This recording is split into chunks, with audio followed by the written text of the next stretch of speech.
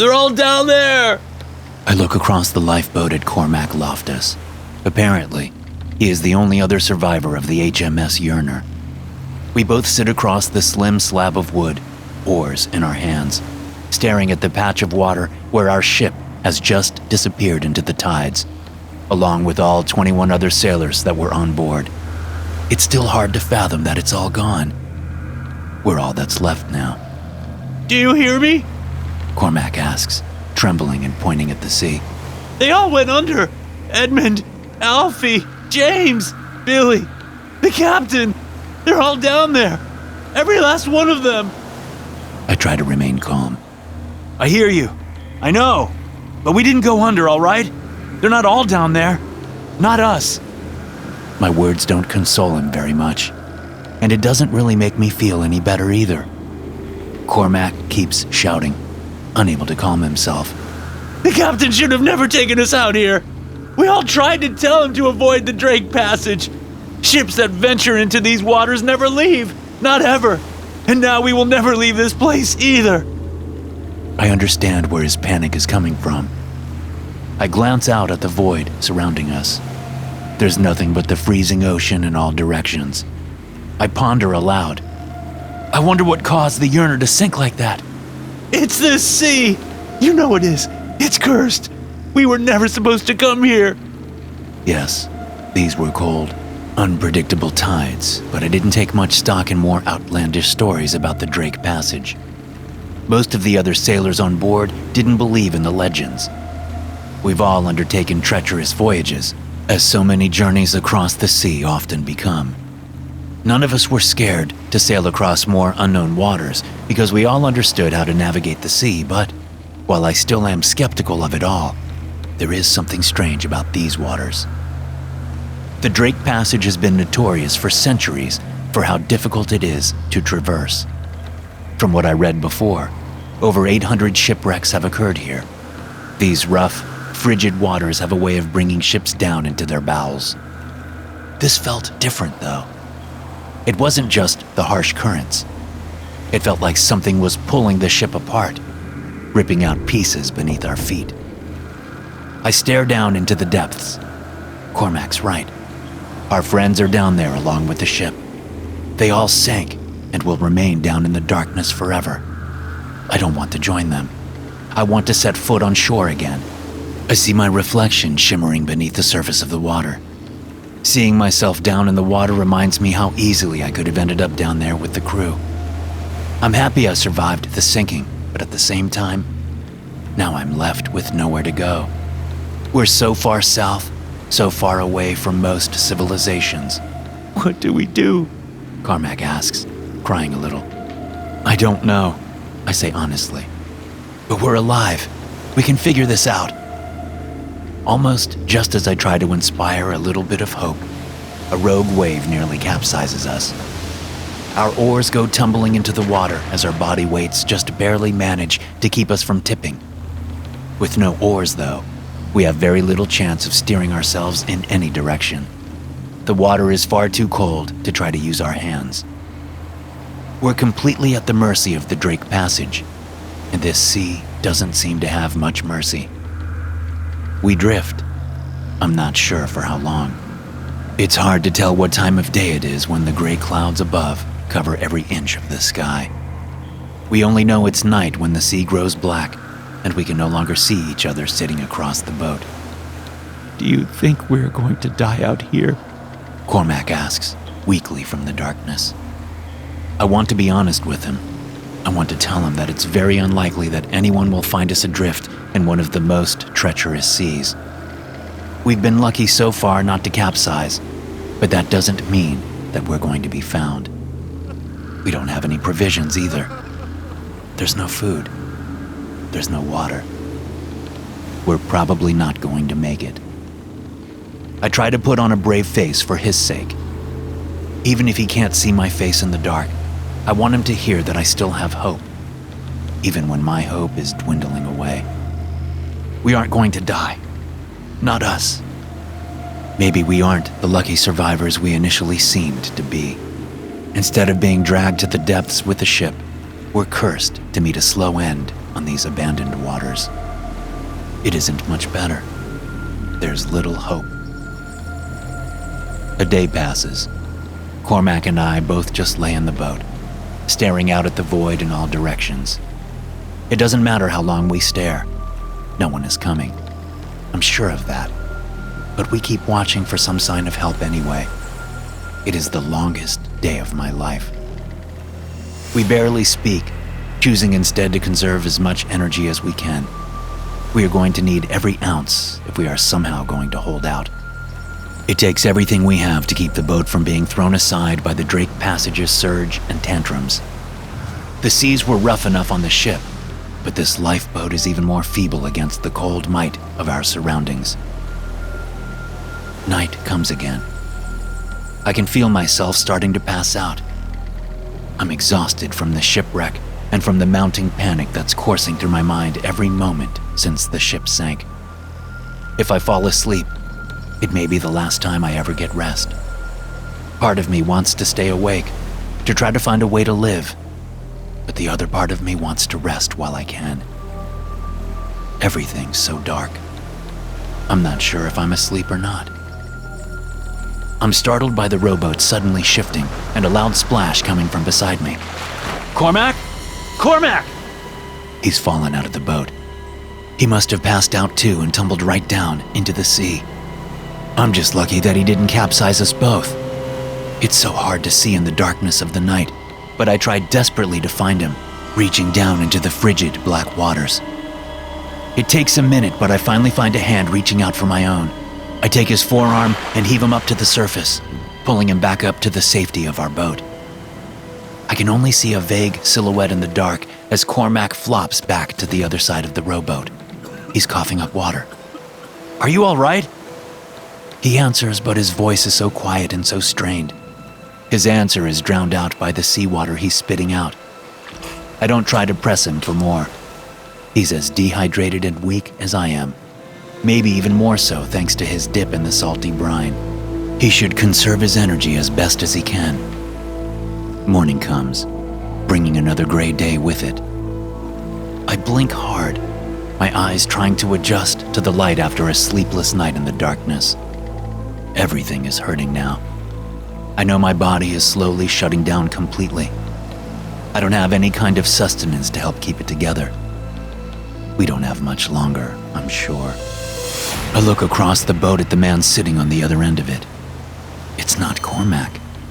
Someone else is sitting in his spot. Alfie. I saw Alfie sink when the ship went down.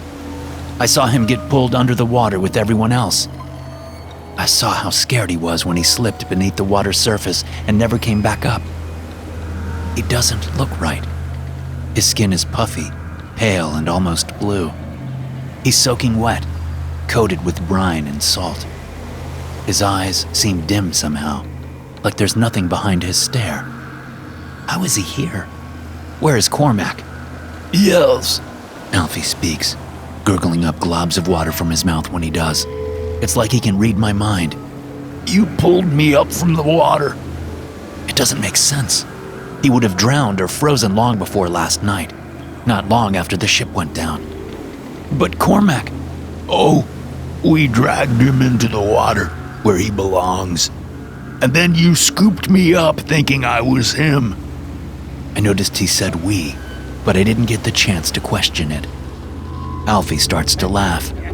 It's a cold, hoarse cackle, and more water seeps through his teeth when he snickers at me. You two should be down there with us. It's not right to leave the crew behind. The ship still needs its sailors. This isn't possible. A drowned man isn't on the boat with me. He's dead, just like the rest of them. I'm imagining things. I've been out here in the middle of the ocean for too long, that's all. I'm starting to lose my grip on reality. It's the lack of food and water that's making me hallucinate. Or maybe I actually drank some salt water. You don't think I'm real? You can't be. The boat nearly capsizes when the drowned man lunges across the length of it. His cold, wet hands wrap around my throat and press my head down to the water's edge. I stare down into the dark gray seas of the Drake Passage. faces look back up at me from just beneath the surface. They're faces I know. The people that I used to walk past on deck or sleep besides in our quarters. They're the men that I trusted and traveled across such treacherous waters with. My shipmates, my crew. Do you see them? Do you see your crew? The friends you abandoned? With every yell, stray water droplets spray from Alfie's maw and land on me as he keeps pushing my head closer to the surface. He's trying to make me join the others down below. He's trying to pull me under just like they did to Cormac. I press my hands down hard on the edge of the lifeboat, trying to push myself away from the sea, but the drowned man is strong. Arms sprout from the sea. Wrinkled, waterlogged hands reach out for me, grabbing hold of my face and my hair. They're all trying to force me under. I scream and look down at the pack of horrifying yet familiar faces. The dead men want me to keep sailing with them down in the dark. I can't. I won't. It takes all of my strength to throw myself backward. The cold, sopping revenant behind me falls under my body weight, but its slick, wrinkled fingers stay wrapped around my throat. Join us down there! Alfie spits behind my ear. His putrid breath smells like fish. There's nowhere else to go. You're dead, so shut the hell up! I elbow the wet flesh behind me hard. My blow hits him in the gut as I try to pry myself from his grip. Just as I manage to pull away from Alfie, another shape surfaces and nearly tips the boat when it climbs on board. It's Cormac. He's no longer afraid, but instead, his swollen, bluish face contorts into such a horrid, terrifying expression of excitement. He throws himself on top of me, so I'm stuck between two drowned men clawing at me. It takes all of my strength to hold them back. His soggy, moist hands smack at me, and the brine flows out of his lips when he screams. I told you! They're all down there! They're waiting for us! We were never going to get away! This is how it's supposed to be! Alfie laughs beneath me. Listen to him! We can all be together, just like before! This voyage wasn't meant to end yet! It doesn't have to! I hate this. I hate them. I don't know if I've lost my mind, or if this sea is as cursed as they say, but I can't take it anymore. Fine! I roar, completely depleted and hopeless. Let's go down there then! I throw my body weight one way while I keep them back and the whole boat beneath us overturns. We plunge into the dark water of the Drake Passage. The water is even colder than I imagined. It sends a jolt of pain through my whole body the moment I submerge, making it hard for me to even more. The drowned men grab and pull at me, and I can feel even more hands than just Cormac and Alfie. The others in the water are trying to reel me in too. I swing my arms out, trying desperately to get to the surface. When I kick my legs, my feet hit some of the drowned sailors surrounding me. I reach out for the capsized lifeboat that's floating upside down above my head. My hands reach it, and I use it to pull myself upward, away from the dead men below. I cling to the overturned boat, which is now nothing more than floating debris. It's all I have, the last hope in this freezing abyss. I bop and rock as waves slam down on me and try to knock me away from the boat. I don't let them. This place won't win. It's not just the sea trying to collect me, though. The things within its depths still try to make me join them. Wet, dead hands grab at my legs and back. They keep trying to bring me back down into the deathly cold, but I hang onto the boat with all of my might, refusing to be brought under again. I kick them as best as I can, even as they all swarm me. There's so many. Too many. I start to slip back into the darkness. It's all too much. If I sink any further, I won't be able to breathe.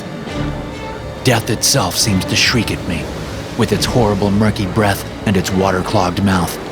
You belong down here! You don't get to live. We all go down with this ship. Die! Die! Die! A horn in the distance sounds out. The things clawing at me vanish. They're not pulling me down anymore.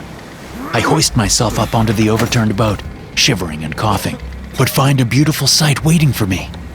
A ship. Everything happened so quickly, but I found myself on the new ship's deck, surrounded by unfamiliar shipmates. They're my saviors, bringing me warmth in such a cold place. I'm treated with so much kindness and so much mercy, the lone survivor of a shipwreck. What happened? one of them asks. I don't have the words. I can't speak, not through my rattling teeth. Instead, I just point down at the sea. He seems to understand. I glance down at the dark seas of the Drake Passage. My ship is down there somewhere, and so is my crew. They're all down there, waiting for me.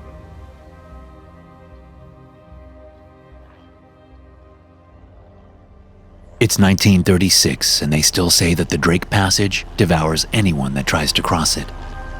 Maybe that's true about seagoing vessels, but that's not the only way to cross an ocean anymore. Now we can soar high above it, where whatever darkness lingers in the depths of those waters won't be able to reach.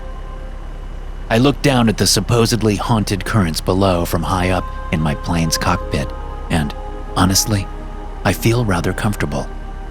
It's true that the Drake Passage's currents are violent and powerful. That much is clear from where I sit.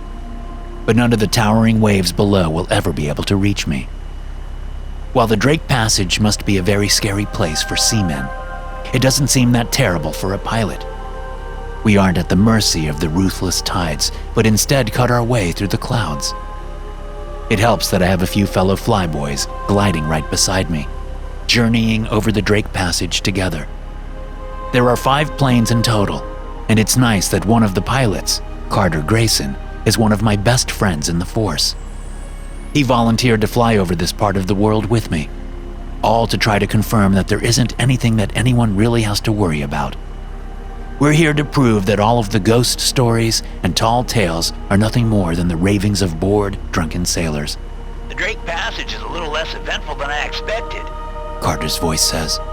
I turn to my right and can see him looking over from his cockpit, speaking into the radio. I thought this place was supposed to be terrifying. It's just the open ocean. The open ocean can be scary for the people on it, but for us, yeah, there isn't much to see. At least with the Drake Passage, I can marvel at all of the rushing foam and tall walls of water that crash upon one another. The sea down there seems agitated. It's much more volatile than most oceans I've ever flown over. I wonder what makes this part of the sea so tumultuous. There has to be some kind of explanation. I don't get to ponder for too long because one of my pilots calls through the radio. What's that up ahead? There's a thick formation of clouds rolling toward us. It comes up out of nowhere, without any warning at all. Everyone, stay in formation. No one do anything fancy, or you'll risk crashing into each other. Understood. Roger. Roger. We can handle weather anomalies. We just need to get below the whiff of clouds and carry on. That'll be easy enough. Steadily lower our altitudes, boys. Let's try to get beneath it. Our aircraft sliced down through the fog, though I'm making sure that we don't go so low as to end up in the sea. We just need to be able to see again, so there are really only 2 options. Try to ascend above the clouds, or go below where we'll still be able to scout out the sea. I'm not ready for what we find beneath the clouds when we have a clear line of vision again. We see the ocean, but it isn't the empty horizon we'd been staring at for hours. No. There's a massive shadow in front of us, rising high from the iceberg beneath it. With how low we've had to descend, the giant shape is right in our trajectory. Its skin looks pale and slick, leading to long arms with huge claws at the end of them that are clinging to the block of ice.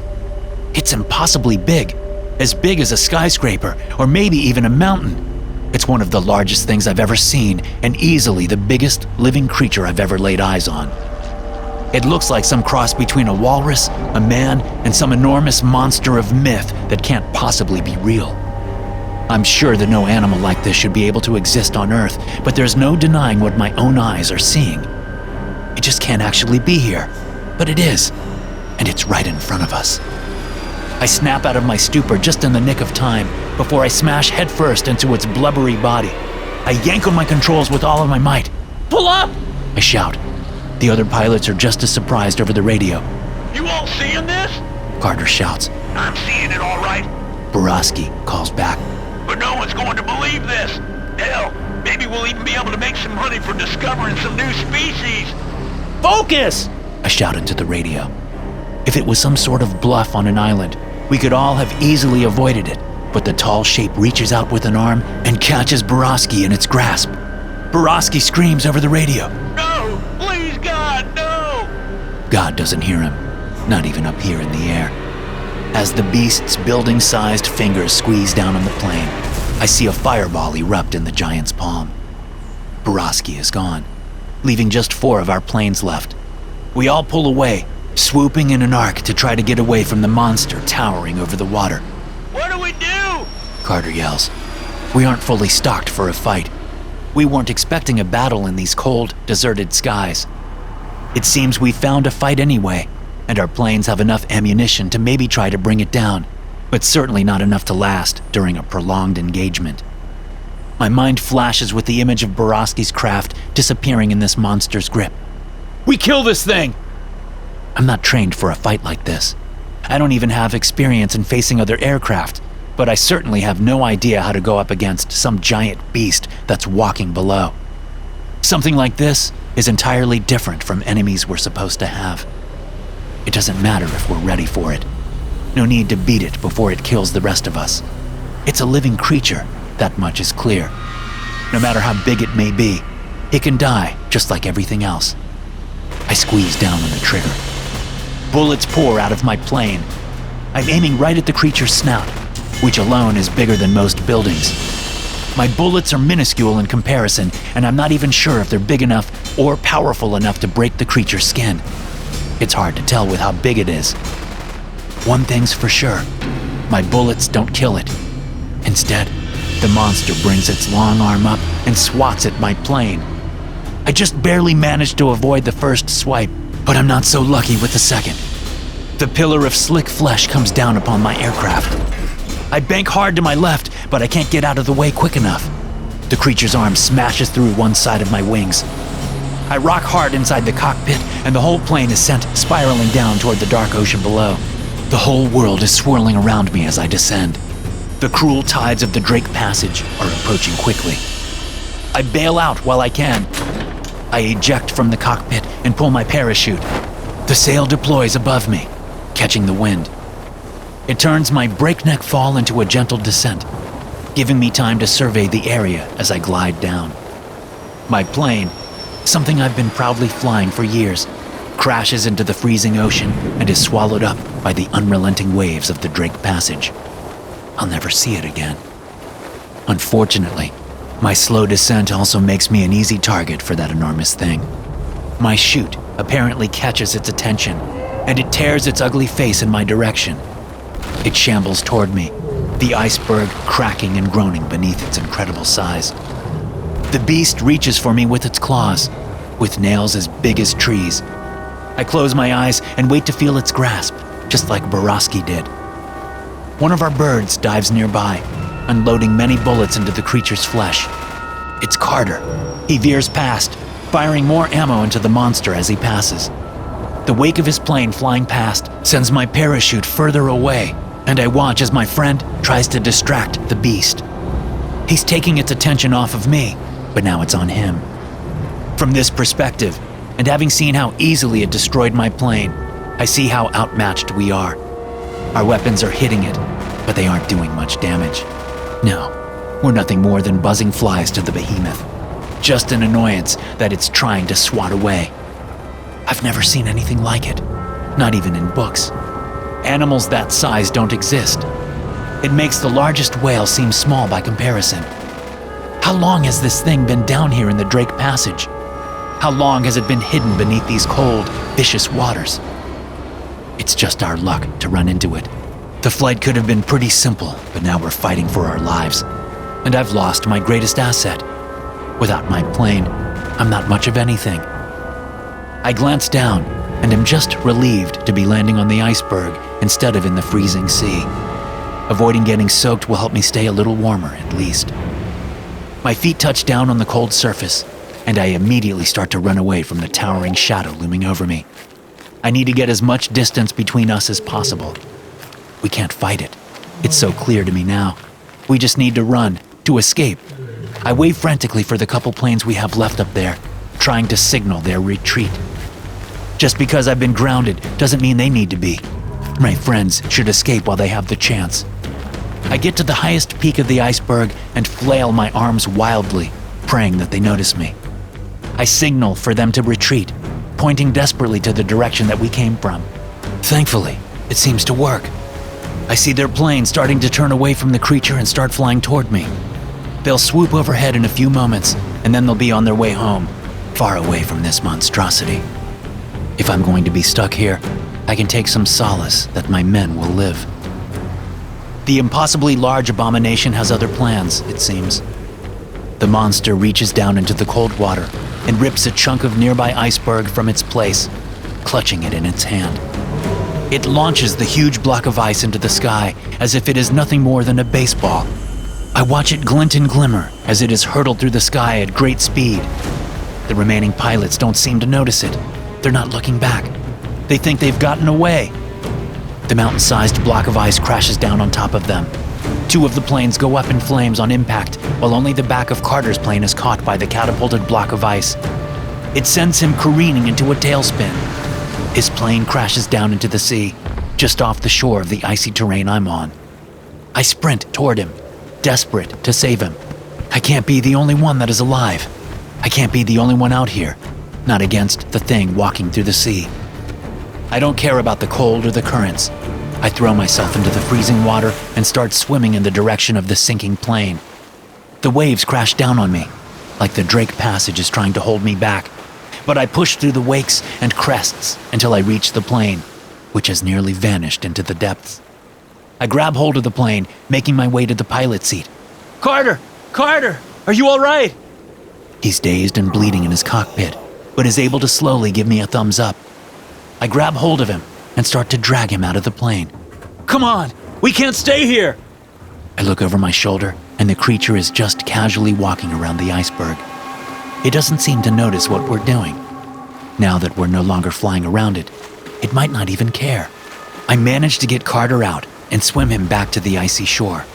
It takes every ounce of strength I have to help bring him back, but I refuse to let him die too. We've lost too many people here, on a mission that is supposed to be simple. The strong waves of the ocean around us lifts us and slams us down onto the shoreline of the large iceberg. I lay on the icy surface, and I've never been colder in my life. We're both soaked, exhausted, and without any planes to fly us home.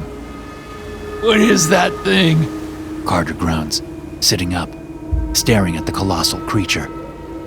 Nothing good, I say. Come on, we can't let it see us. We manage to crawl around a bend that makes us more difficult to see, but then the creature turns its head. I can feel its stare on me. It's looking right at us, but it doesn't approach us. It turns away from us. It doesn't care about us anymore. We're not a threat. We're beneath it, not worth the time or effort. I feel so powerless and so insignificant. It took away our wings and is just going to leave us to freeze. The creature slowly shambles back into the freezing sea. It doesn't seem to mind the cold as it steps down into the depth. With every movement forward, the tides around it are thrown about, recoiling from the presence of the enormous creature. Perhaps that's where the endless chaotic waves of the Drake Passage came from, the source of the powerful surges out at sea. Although, one creature alone would not be able to make the whole body of water quake. No. It would require more monsters of this size. More of these colossal abominations walking below the water surface. I shiver at the thought, and I keep shivering in the cold.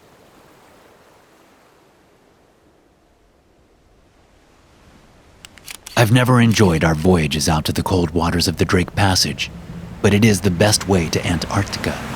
And that means it's the best way for us to take the pictures we need of the frozen continent. Half of the crew on board are there for research opportunities at the bottom of the world, while others, like myself, are there to take pictures that so many other photographers would never even try to take. Some of the best photographs ever taken are pictures of places where there aren't usually many cameras. People can have their endless pictures of city skylines, grassy fields, or crowded mountaintops. I prefer to capture the image of a place where most people will never get a chance to see otherwise. Plus, there are penguins. Everyone loves pictures of penguins. I put my camera in front of my eyes. Most of what I see is through my lens. I take some snapshots of the water, The Drake Passage is as turbulent and rocky as ever. I've never had a calm journey across it. It's not always easy to get a good shot when the deck is constantly rocking back and forth. I usually have to sift through plenty of unfocused, blurry messes before I find a picture that I like. I can't wait until we find some land. I will gladly take the frozen tundra over the choppy, chilly waters of the Drake Passage any day. Soon enough, I'll be able to get my feet on some solid ground, find some penguins to model for me, and then have a break from the harsh patch of ocean. "Will you just take a good picture already?" my brother David said beside me. Our shared passion for photography and exotic places has taken us all over the world together. It's actually been pretty wonderful. I think the world has enough pictures of just an open, empty ocean, don't you think? Something catches my eye through my camera lens, something out in the water. The ocean stretches out into a gray horizon, but a silhouette is in the middle of my shot, standing upright out in the sea. I lower my camera, just to make sure it's not a smudge on the lens that I'm seeing. The shape is still out there in the distance. I point to it. What is that? David scoffs beside me. What's what? I want him to follow my finger and to see what I'm seeing out in the ocean. When he looks, though, he just seems confused. He apparently doesn't see it. I raise my camera again and zoom in, hoping to get a better look at whatever is out there, and to maybe even get a picture of it. I adjust the perspective and get a better look at whatever is out in the distance. I almost drop the camera overboard when I get a clear image. It's a little boy. He's probably around 6 years old, but I've never been good at determining ages. He's dressed in old-fashioned clothes, the kind that kids wouldn't ever want to be seen in nowadays. He's sopping wet from head to toe, and his skin is a pale blue, his eyes bloodshot, and his face puffy and swollen. He's covered in frost, some of his skin blackened from the cold, and small icicles poke through his clothes. When the boy and I lock eyes, he grins at me with a rotting black smile. My brain can't wrap my head around the sight of him standing almost weightlessly on the surface of the water. His body doesn't drop. He doesn't sink and slip beneath the waterline. He's standing there as if the ocean was solid ground. Maybe it's frozen. Maybe he's standing on ice. But the water doesn't look like it's solidified. No, it really seems like he's just casually standing on top of the raging seas of the Drake Passage. "What are you talking about?" David asks, still trying to follow my gaze. I wave my hand around, still pointing directly at the soaking wet child. The boy out in the ocean shouldn't be hard to miss. He's the only person in the area that isn't on board the ship. I'm talking about that. David looks again. He squints for a few seconds, but he clearly isn't looking at anything. Definitely not at what I'm seeing. He shakes his head. "There's nothing out there," he scoffs. "I knew it was only a matter of time before you lost your mind on one of these trips. I think they call that cabin fever." "Just look, all right? Look right over there." I try one last time to get him to follow where I'm pointing. He still can't see it. I raise my camera and take a picture of it. This will be my proof, my evidence that I am not losing my mind out here. He'll see, and then I'll show the whole world this insane sight. "What are you doing?" David asks. "What I'm supposed to do, right? Capturing the moment? Then maybe you'll take all of this seriously." "I take you seriously," he says. "I just don't see what you're seeing." "You will." I'm more frantic and loud than I might need to be, but I feel crazy. I need him to know that I'm not. I need to know that I'm not. Some of the crew gather around me from all the commotion I'm making. They don't seem to notice the boy standing overboard either. Most of them are hardened sailors, the kind of people that aren't easily intimidated or spooked. But what I'm going to show them will change that. They'll all see. What's all the racket about? The ship's captain, Hamish, asks David. It's not like the two of you to be this loud. My brother saw something interesting, David says, trying to be supportive despite his own skepticism. He nudges me in the side. Go on, show them. What he really means is, show me, because he wants me to prove it to him too. I click the buttons on my camera to pull up the image that I just captured. It comes up on the screen, but the boy in the photo isn't just standing there. He's pointing right at the camera, He's pointing right at us. I don't get a chance to show them the photo.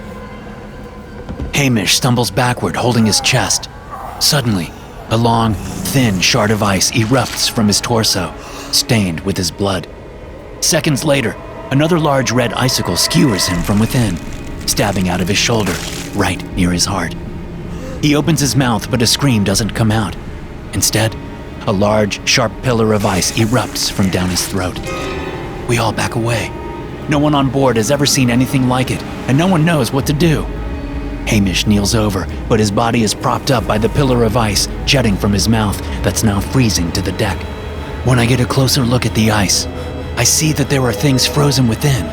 Internal organs. I think I see his heart deep in the glaze. I turn back to the frigid waters. The figure is still standing there on the surface. He's still smiling at me.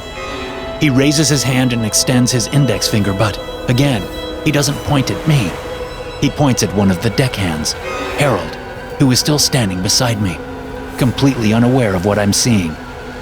The moment the boy's finger points at him, Harold lets out a gasp of cold air, his breath visibly spilling out of his airways. He claws at his stomach and, this time, we all clear away immediately. We know what's coming. It's just like Hamish. No ice pillars burst from Harold's mouth, though. Instead, it finds other places to emerge from. Icicles split him open, tearing through his flesh before he even has a chance to scream. There are more smaller blades of ice this time, like he's being riddled with knives before collapsing onto the deck. His blood starts to freeze even as it's still pooling around him. What's happening? Someone yells. It's the kid! I yell, desperately motioning toward the starboard side of the ship. I flail my arms around, pointing right at him again. It's him! Right there! People follow my instructions and look out to the sea, but their confusion is palpable. Nobody else sees him, but he's right there. I point right at him, and then the boy points back. Again, he points to a person near me. The sailor next to me starts to freeze in front of my eyes. Frost spreads across his whole body in seconds, and then he suddenly shatters to pieces. Frozen fragments of his body fly through the air. Some even hit me as he falls apart. More and more sailors start to freeze or break apart into icy chunks in front of me. The boy keeps pointing at different people, choosing which one is going to die next. One by one, a terrible force takes hold of them and extinguishes any bit of warmth in their bodies until they are just cold corpses on the deck. David takes hold of me and tries to pull me back away from the railing. I hear him letting out a slew of profanities. I've never seen my brother look so scared. What the hell is this? He asks, his teeth chattering from sheer terror. What is this?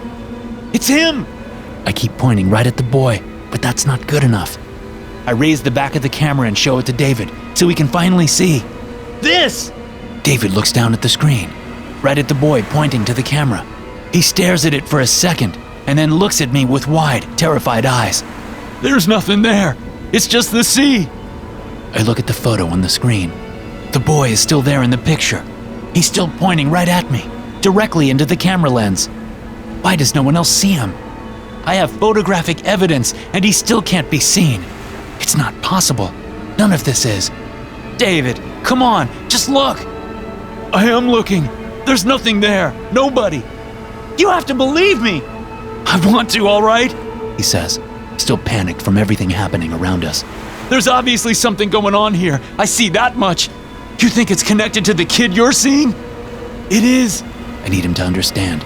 He's doing this to us. To all of us. David buries his head in his hands like he's trying to wake himself up or somehow wish all of this away. How? He asks. How is he doing it? Why? I shake my head. I don't have a good answer for him. It's clear now that this is not just some boy. This is a force of nature. Some violent thing out here where no humans should be.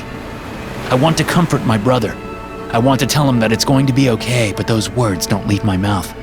I can't even start to form them through my chattering teeth. Telling him that we are going to be okay feels like a lie, because all evidence seems to point to the contrary. Still, I want to help him more than anything. I want to give him some little bit of warmth in all of this cold. David. He doesn't respond. He doesn't blink. My brother just stands there and then doesn't move at all. And he won't ever again. He's suddenly frozen solid in front of me. He's like a statue, a perfect image of him that's no longer living. He's like the photographs I take, a moment frozen in time. No! Tears turn to shards of ice on my cheeks. I almost grab hold of my brother, but I'm scared that he'll break into pieces if I do. David keeps staring right at me. He doesn't blink. He never blinks. I look around and the whole ship is silent. The screams have frozen, just like the people have. There is nothing but icy death everywhere I turn. The only person that moves is the little boy out in the Drake Passage. He's walking toward me now, effortlessly striding across the rapid currents of the dark sea. I fall to my knees. I don't know what else to do. There's nowhere to run, and I can't stop him from coming. I wait for his arrival. He steps up onto the deck without a word, coming right toward me. He looks as frozen as David, but it doesn't seem to impede his movement. He grins with those frost-bitten lips as he gets closer and closer. I don't know what to do. Maybe there's nothing that I can do.